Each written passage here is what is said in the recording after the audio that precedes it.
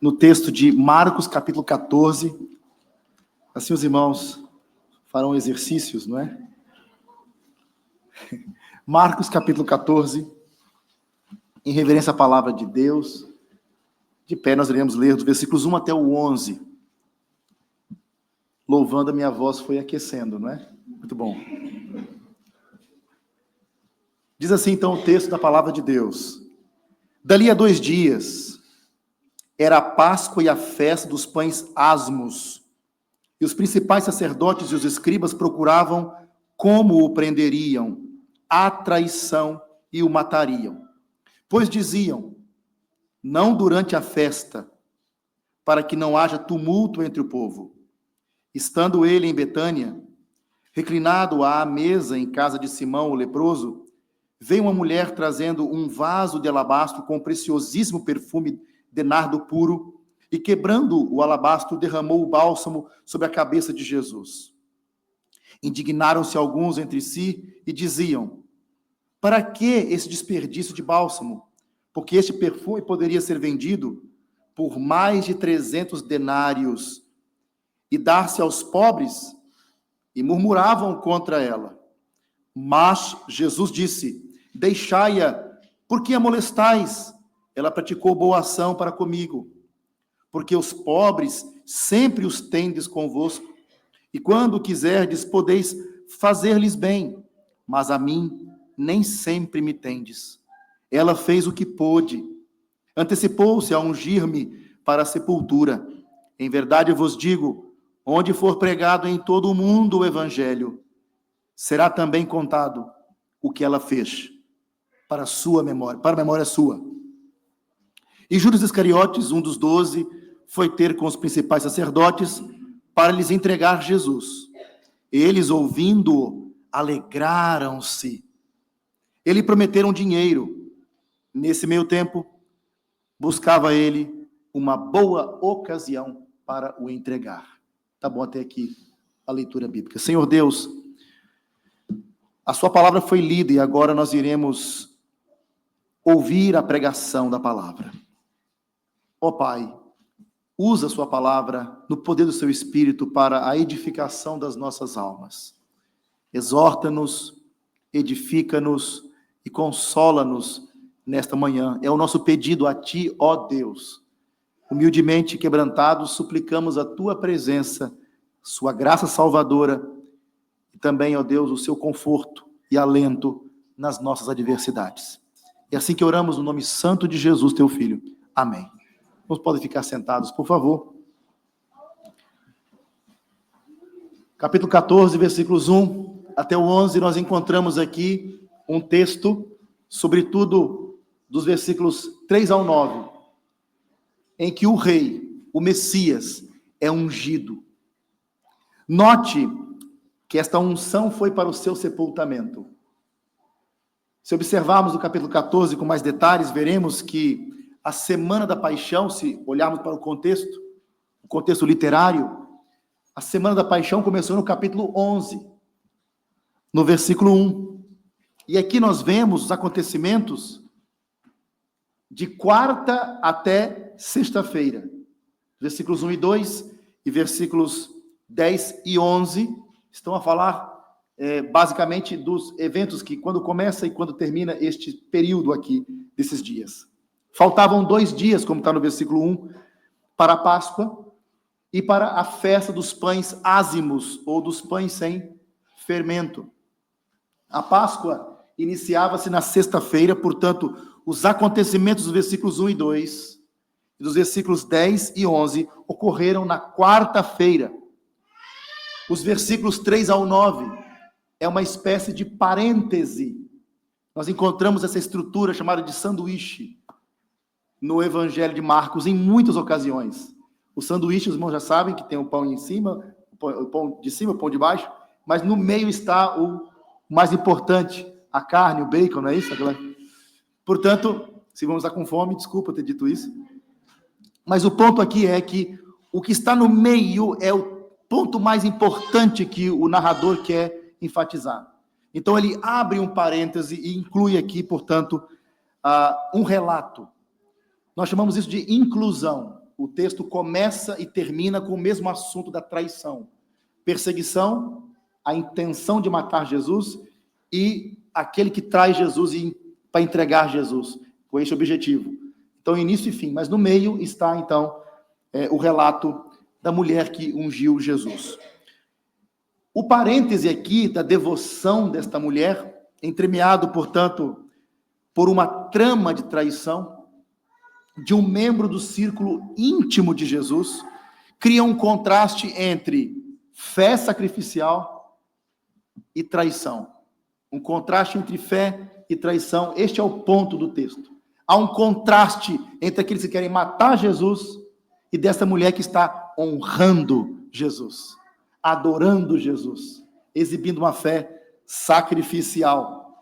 A devoção, então, de Maria, e eu vou depois explicar por que eu creio que é Maria, porque no capítulo 12 temos o mesmo relato, e lá é dito que Maria fez isso. Mas daqui a pouco eu vou explicar com mais detalhes.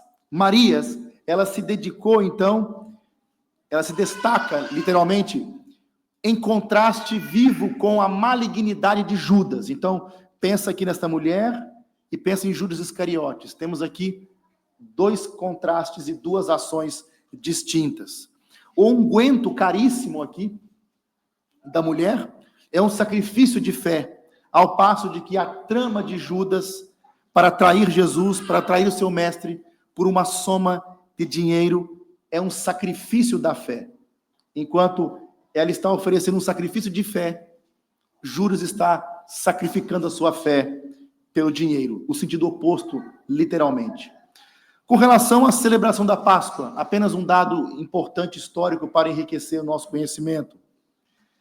Remonta ao relato do Êxodo, capítulo 12, a Páscoa. Faltava 2 dias, portanto, para a Páscoa e também para a festa dos pães sem fermento. A Páscoa era a festa, portanto, que era considerada uma das maiores festas que levava muitos peregrinos para a cidade de Jerusalém. Anualmente, portanto, se reunia milhares de pessoas, a população triplicava de pessoas, portanto, na cidade de Jerusalém. Um cordeiro ou um bode de 1 ano sem máculas era, portanto, ritualmente sacrificado no templo na tarde do dia 14 de Nisan, ali entre os meses de março e abril. Era comido após o pôr do sol, no dia 15 de Nisan, conforme a orientação do Senhor no livro do Êxodo. E as famílias eram reunidas na casa de pessoas, das pessoas, dos vizinhos, dependendo do tamanho do cordeiro que era, portanto, sacrificado. A Páscoa, portanto, dava início à festa também dos pães sem fermento. Na sequência da Páscoa, 7 dias, eles não podiam comer nada com fermento, não podiam ter fermento em suas casas. E isso representava o que aconteceu no Êxodo, na pressa de deixarem a terra do Egito.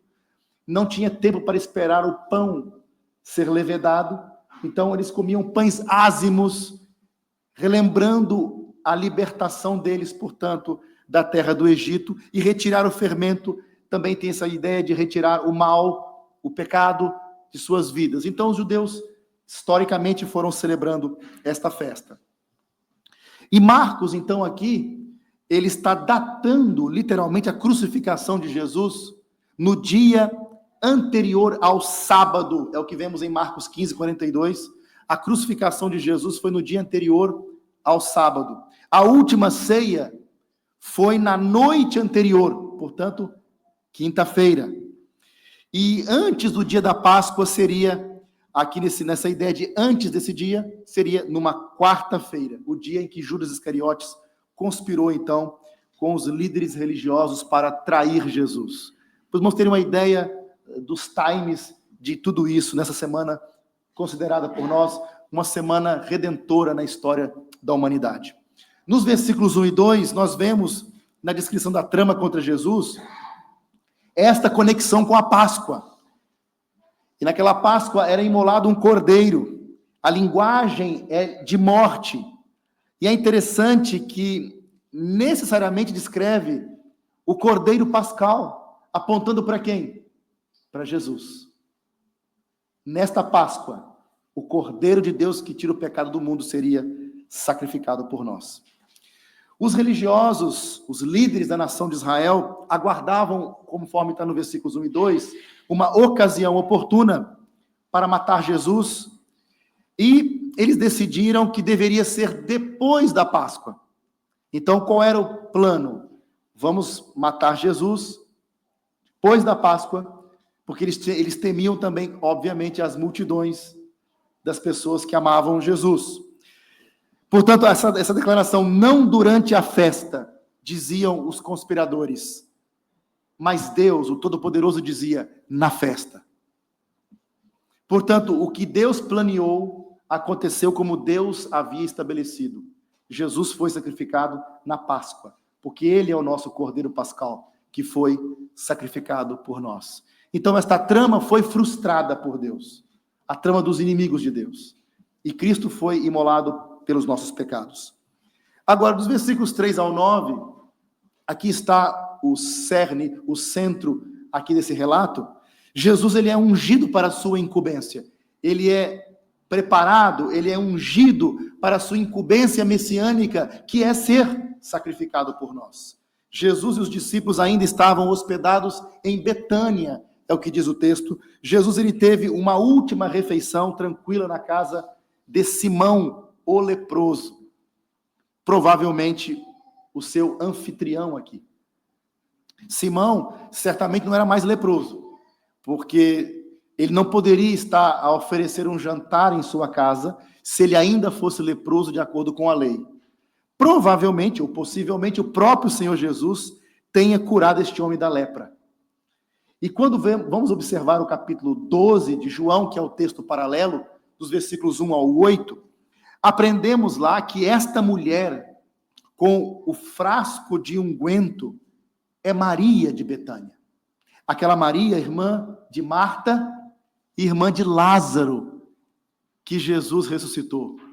Os pais da igreja, segundo século, terceiro século, diziam que Simão era pai dos três. O texto não diz, não é possível saber, mas Maria é a irmã de Lázaro, a irmã de Marta. No Velho Testamento, essa ideia de ungir, porque ela diz o texto que ela quebrou o vaso de alabastro e derramou o seu conteúdo sobre a cabeça de Jesus, ungindo-o com este bálsamo, com essa especiaria, com este perfume. No Velho Testamento, a unção régia era com o óleo. Vemos isso em 1 Samuel capítulo 10, versículo 1. Aqui, entretanto, a mulher, ela não unge Jesus com óleo, mas com o nardo puro, uma substância totalmente diferente. Os convidados ficaram chocados com esta unção.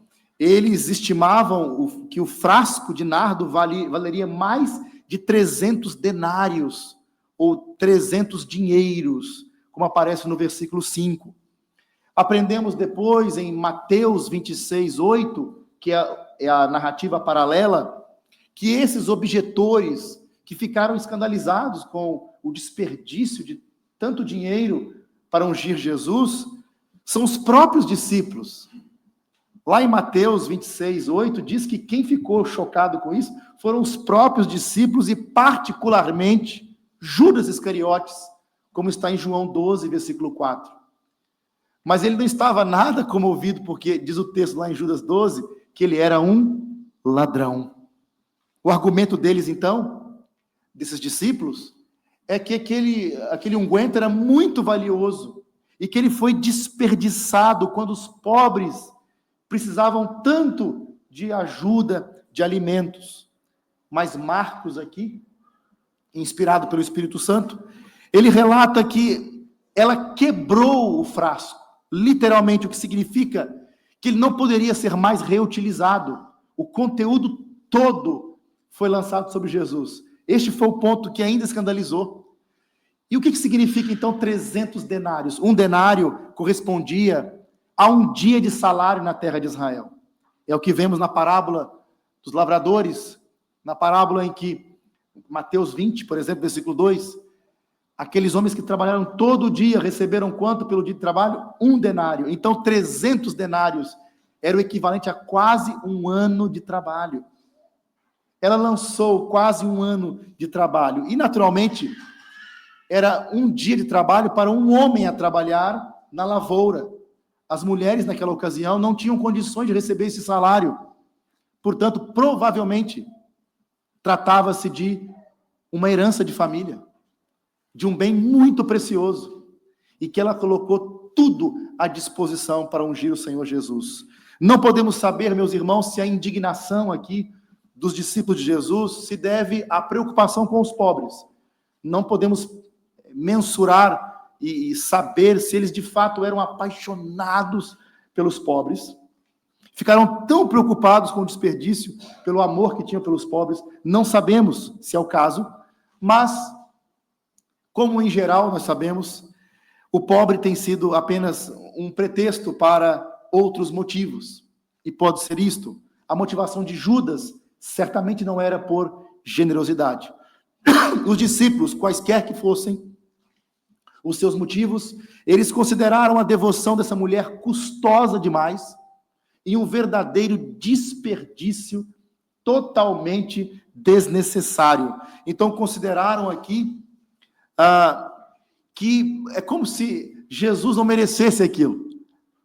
Eles eram incapazes de perceber que, ao fazer isto, estavam a desvalorizar, ou pelo menos a não a valorizar Jesus adequadamente.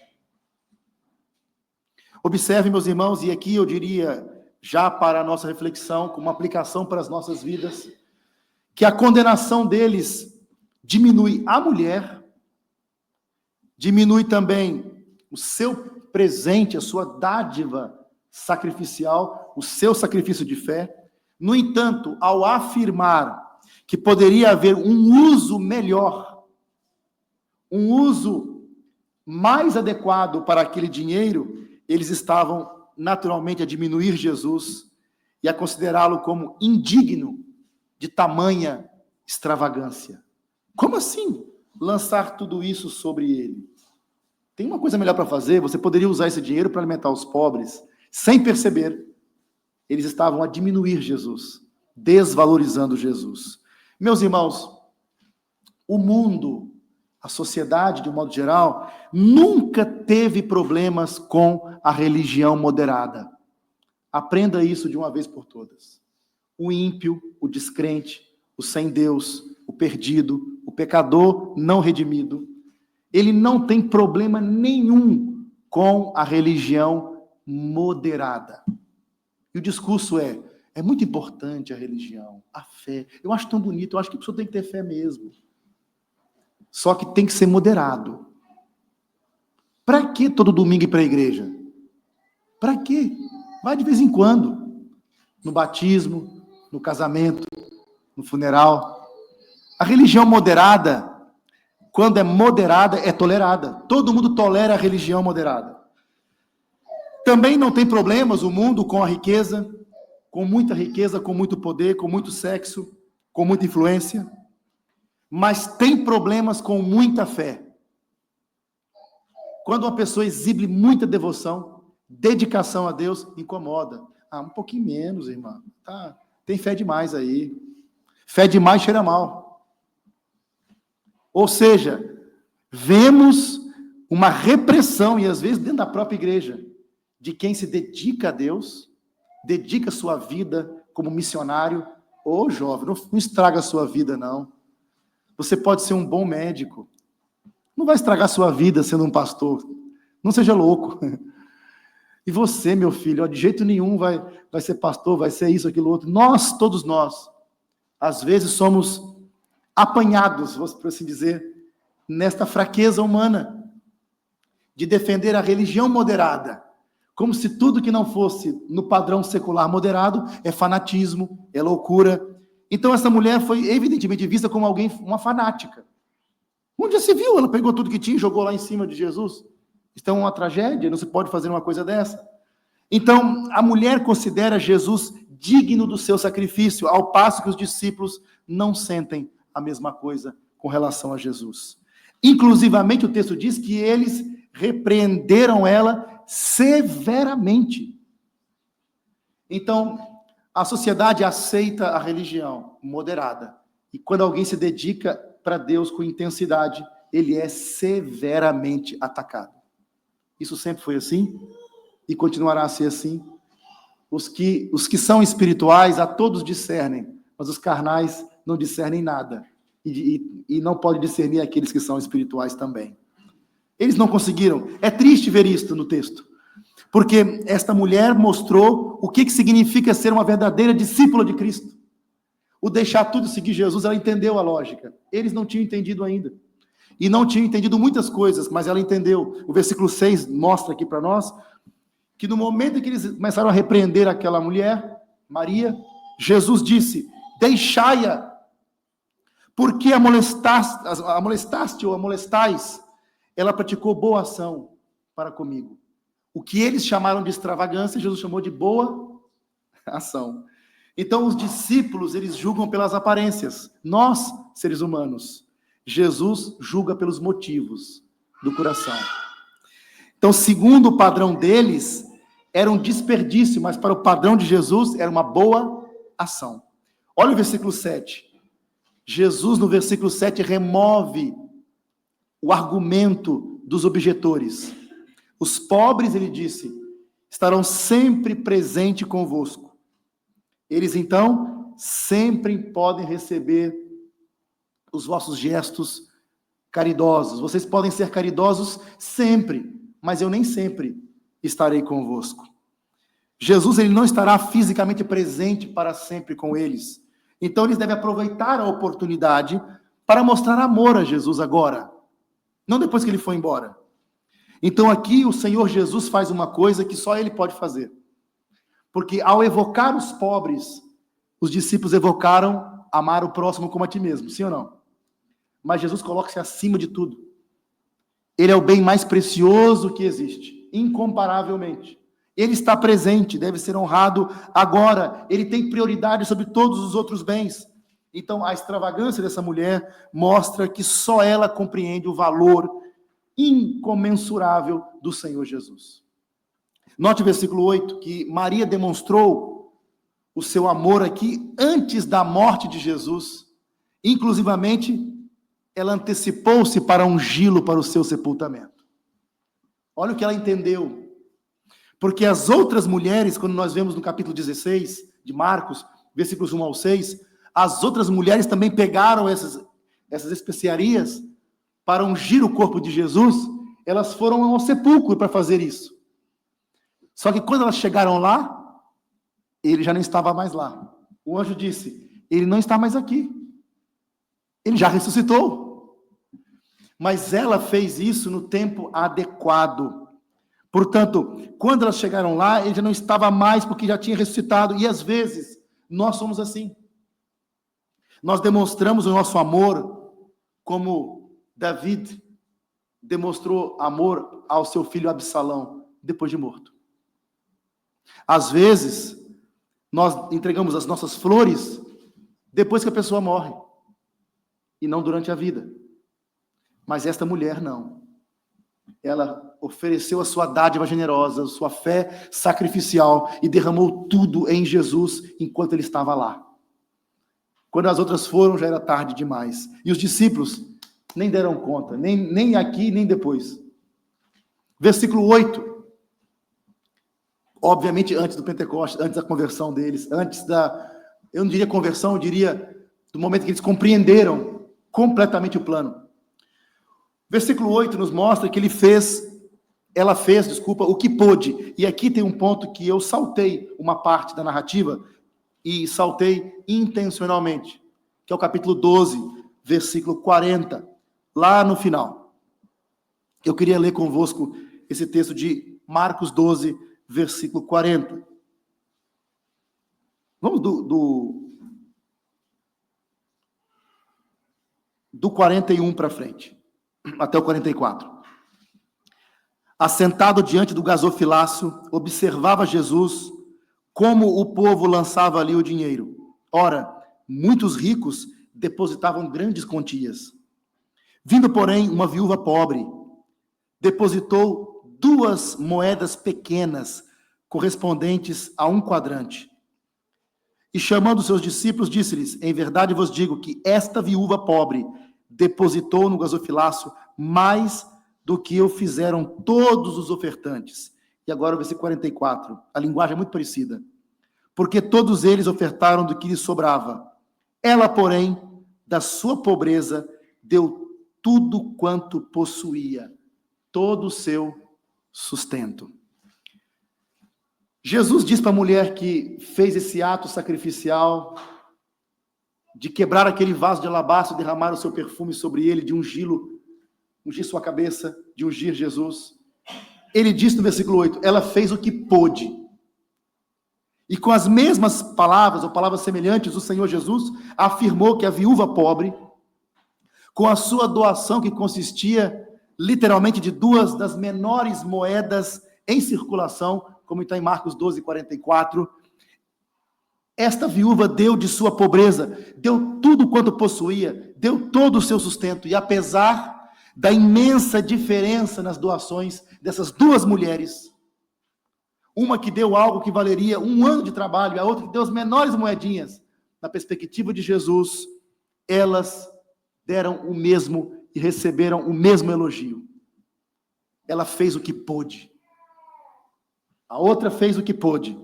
Para Jesus, meus irmãos, o ato tem valor de acordo com o motivo e com a intenção do coração. E isso, e não o seu valor final, o valor material, é o que torna esse ato valoroso no reino de Deus.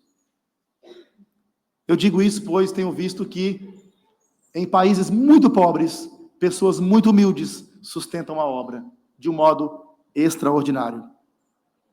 E Deus tem abençoado estes povos, igrejas, e Deus está vendo a sua situação, a sua intenção, seu coração, sua dedicação a Deus. Jesus vê, ele não vê o volume. É claro que nós, humanos, ficamos assim, não, mas ali tem mais, né?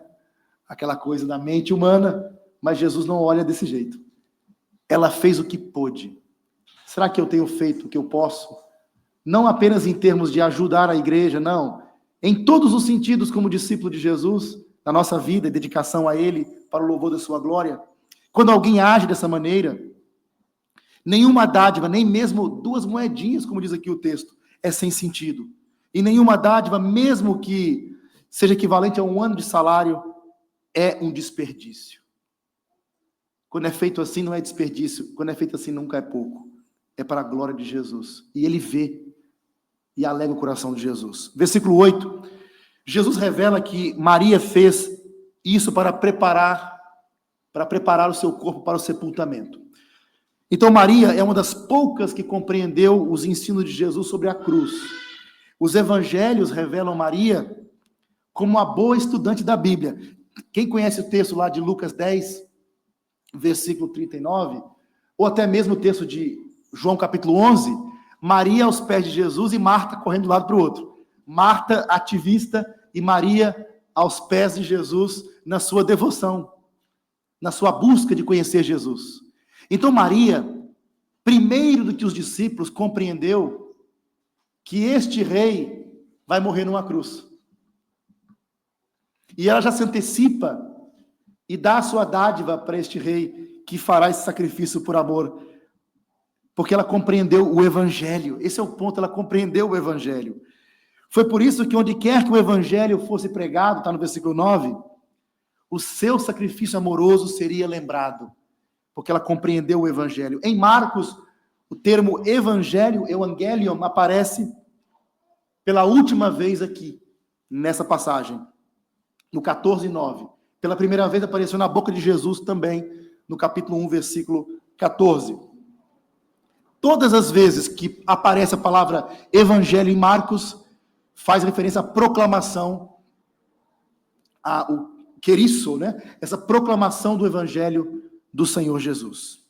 No batismo de Jesus, capítulo 1, versículos 9 ao 11, ele foi ungido pelo Espírito Santo para o seu ministério. Aqui, no capítulo 14, ele foi ungido para a sua morte, como o Messias sofredor, o Cordeiro sacrificial, o Cordeiro de Deus que tira o pecado do mundo. A morte de Jesus é o ápice do plano salvador de Deus. Esse sacrifício que tira o pecado, expiatório, sem ele não havia possibilidade de um pecador ser perdoado e ser restaurado à comunhão com Deus. Portanto, este é um ponto importante. Somente esse sacrifício pode salvar os pecadores. E o ato de ungir Jesus para o seu sepultamento indica a honra devida por este ato salvífico. Nós cantamos os hinos e já nos antecipamos, porque vemos eu diria em perspectiva o que será no novo céu e nova terra, na eternidade, na glória celestial, em Apocalipse 5. Todos nós vamos cantar os cânticos de adoração a Deus pela obra do Cordeiro, pela obra de Jesus, que morreu para salvar-nos dos nossos pecados. Então, o gesto de amor dessa mulher retrata o louvor, retrata a adoração que todos deveríamos dedicar a Jesus por aquilo que ele fez por nós. Portanto, ao refletir sobre a nossa fé, irmão, ao refletir sobre a sua fé, o irmão acha que tem dado a Cristo o melhor de si? Tens feito isso, como esta mulher? Tens honrado o Senhor dignamente? Demonstrado gratidão por tão grande salvação recebida? São perguntas que esse texto remete ao leitor. Fechando versículos 10 ao 11, último ponto dessa reflexão, dessa mensagem, Judas, ele planeia trair Jesus, o contraste absoluto dessa mulher. Portanto, a demonstração de amor daquela mulher era algo sem sentido para Judas. Que é isto? Não faz sentido nenhum. A observação de que Judas era um dos 12, como está no 14, versículos 10 e versículo 20, ele era um dos 12, demonstra a proximidade dele com Jesus e demonstra que proximidade da religião, da igreja, de caminhar com os discípulos, não é garantia de fidelidade, irmãos. O fato de frequentar uma igreja, ouvir pregação todo domingo, não é garantia de que eu serei fiel. E estava ali Judas, caminhando com Jesus. O desejo desiludido, magoado de Judas de trair Jesus, ele contribui para os planos dos religiosos que queriam matar Jesus. Houve um encaixe perfeito. Queremos matar e tem quem entrega. A coisa ficou numa harmonia do mal. E Marcos aqui identifica os culpados pela trama. Os chefes, está no texto, versículo 11, os chefes dos sacerdotes e dos mestres da lei, ou seja, os líderes do Sinédrio, eles tinham este plano. E ele não menciona os judeus. Ele não menciona o povo, nem tampouco os fariseus. Essa trama veio da liderança do Sinédrio para matar Jesus. Mas Mateus aponta, no capítulo 26, versículo 15, a motivação de Judas para entregar Jesus e para procurar os principais sacerdotes. Quem foi que procurou o Sinédrio? Foi Judas. Ele não foi procurado, ele procurou. E o texto diz qual é a motivação. O que me quereis dar? E eu vos entregarei. E pagaram-lhe 30 moedas de prata. O preço de um escravo que era chifrado por um touro no Velho Testamento. Muito menos do que ela deu. Pelo menos uma quarta parte inferior a isto. Ou uma 10ª parte daquilo que a mulher deu. Ele deu para trair Jesus. Ele era ladrão. O seu Deus era o dinheiro. Então a motivação dele era o amor ao dinheiro. Geralmente por detrás dos pecados e de ações assim está o amor ao dinheiro. O dinheiro recebido por Judas para trair Jesus aqui, ele é retratado em algumas passagens da Sagrada Escritura, mostrando que isso se cumpre também na Escritura, de que ele seria traído, ele seria entregue por alguém próximo. Judas foi totalmente responsável. Apesar desta verdade bíblica, Judas foi totalmente responsável pela sua traição.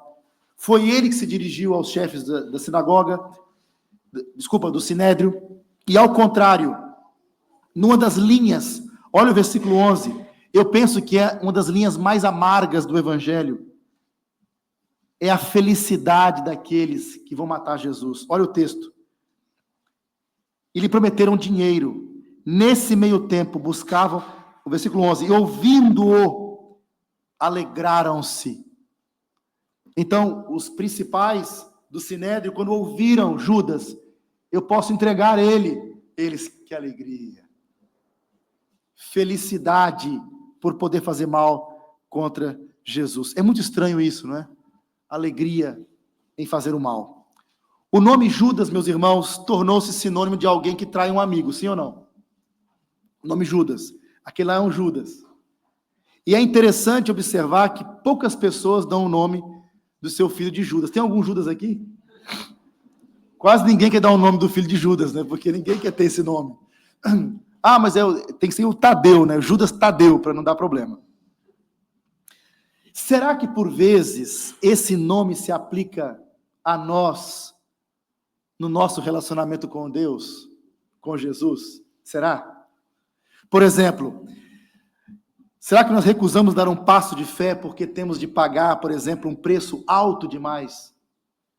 Esse preço é alto demais, eu tenho medo, eu não vou encarar isso. Ou deixamos de falar de Jesus para alguém porque temos medo da rejeição. Ou negamos a fé, ou escondemos que somos crentes com medo de retaliações do nosso emprego. Eu não vou dizer que sou crente, eu sou um agente secreto de Jesus.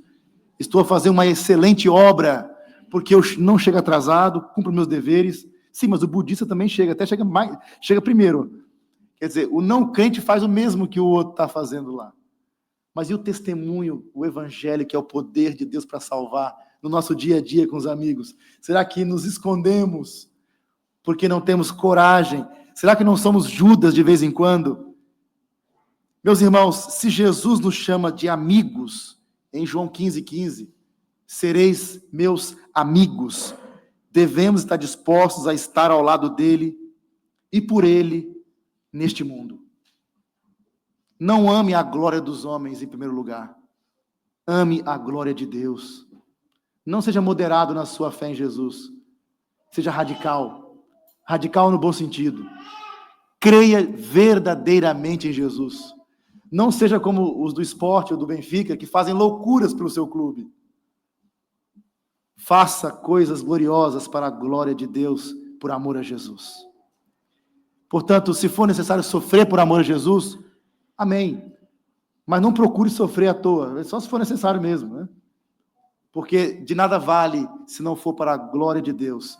Temos feito o que podemos? Aqui fica essa pergunta para os irmãos. Eu queria ter uma palavra de oração.